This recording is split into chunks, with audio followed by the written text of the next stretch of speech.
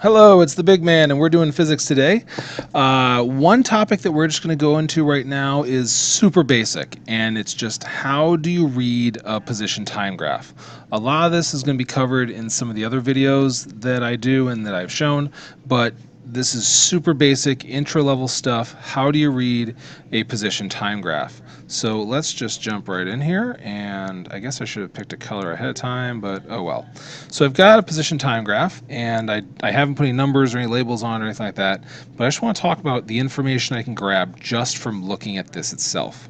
So first of all, one thing we can get from that is the Y-Intercept. Y-Intercept. Okay, so that is where the line crosses the y-axis. So this basically lets us know our initial position. Okay, x sub naught. So that's where the object started at time 0. So just by reading it directly, if this had numbers on it, I could say, oh, okay, so this object started at a position of 2 meters or something along those lines. So by reading it directly, read directly, we can get other information out of it. So we can get the initial position, we can get any position at any time. So I could say, hey, so let's call this 1, 2, 3, 4. So at 4 seconds, where's the object? I could find it over here, and I could say, oh, well, at that time, it's at a position of -1 meters. So I can just read it directly. I can also find when does it reach home? Because remember, this is I like to call it home, but that's our origin. So at what time does it reach the origin? Things like that. So you can just read it directly off of what it tells you. But a lot of the really important information is not by reading directly, but by doing some subtle calculations. So let's go blue. So if you do some math, the biggest thing we often look at the slope. So if we look at the slope, we're going to be able to find out 2, 3, 1 things depending on how you cut it down. But remember, slope by definition is velocity. But that tells us 2 pieces of information. That tells us the speed the object is traveling at, and it also tells us the direction the object is heading in. Direction, I can spell, I swear.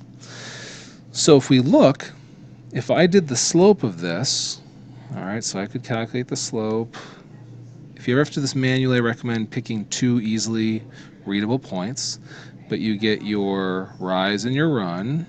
All right, so change in time is your run, change in position is your delta x. And so if we ever want to get that velocity, we can just use the equation change in position over change in time. So here on this time we can see that we have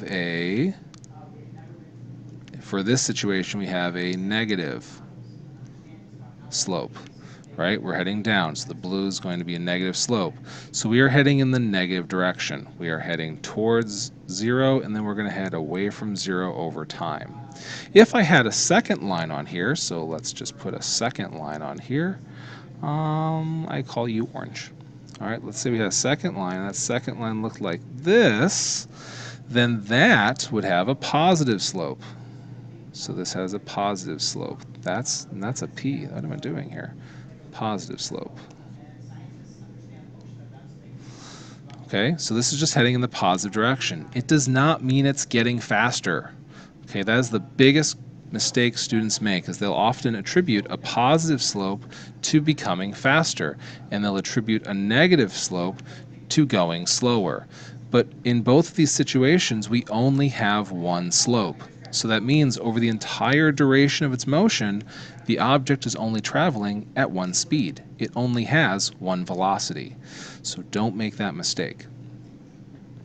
So we can tell speed, we can tell directions. If I want to do the calculations here, let's say this had a positive slope of 3 meters per second, and then let's say our green one, let's get back to green, had a slope of, let's see what we got. Negative slope, so a negative, let's just say it's -2, although I swear these look identical.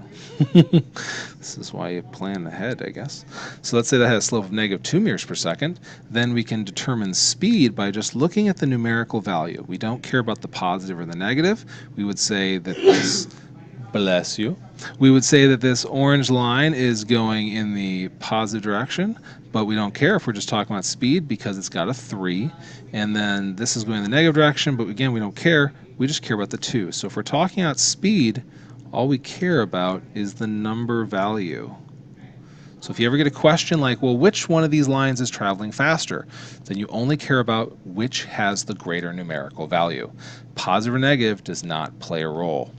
And then when you go talk about direction, this is our plus versus minus. So that will tell us which direction the object is heading in, either the positive direction or the negative direction. It often helps if you draw a little picture so you can kind of see what they're moving towards or moving away from each other, things like that.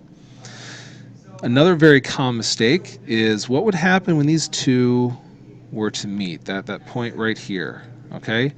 At this point right here, sometimes students say, oh, they have the same speed. But again, that's not true. Speed is related to the slope. At no point in time did these have the same slope. If they did have the same slope, they'd be two parallel lines. So the only thing that happens here is that we are at the same position. Okay, so they're at the same position at the same time. They do not ever have the same speed. They never have the same velocity. Okay, so that's kind of the basics of looking at position time graph. You can read it directly to get positions at certain times, but more commonly we'll be looking at evaluating them by looking at things like slope, determining which is faster by looking at the numerical value of that slope. We're going to ask what direction is it heading in by looking, is it a positive, is it a negative? And again, the biggest misconception is usually what's happening right here. A large number of students say it's traveling at the same speed, but it is not. All right, so hopefully that cleared up some issues you may be having. As always, if you have questions, leave them in the comments or see me after class. Talk to you later.